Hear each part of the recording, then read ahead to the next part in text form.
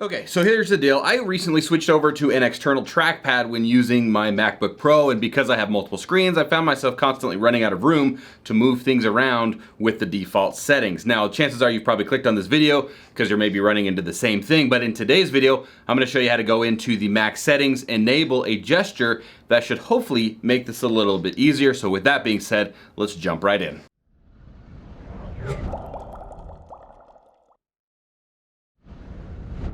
Okay, so before we go in and enable the setting, I want to explain to you what I'm talking about here. So you can see that if I use 3 fingers on the trackpad, nothing happens. So traditionally, to move a file around, you have to click and hold, and then either click and stay holding to move it around with 1 finger. You can kind of like slide in a 2nd finger to move it around where you need to go. And to me, that's not very intuitive. So let's go ahead and change that.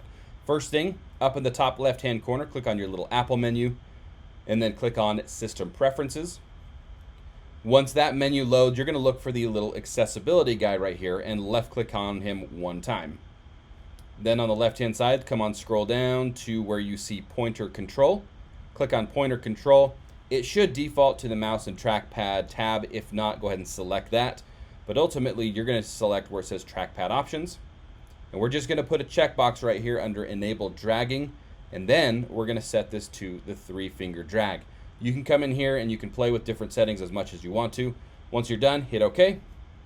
Close this window out. So you can still use this traditional method if that's the way that you like it. But again, I don't like that, so we're going to do the other one. So if you just take 3 fingers, and as long as you're hovering over your file or your folder, and you've got 3 fingers touching the touchpad, then you can move it anywhere you want to. So you can see that we can move it just like this. You can even, like, if you need to reset to gain more space, you can let go for a minute and continue moving, and you can see that this is far more intuitive, at least for me, to move a file around.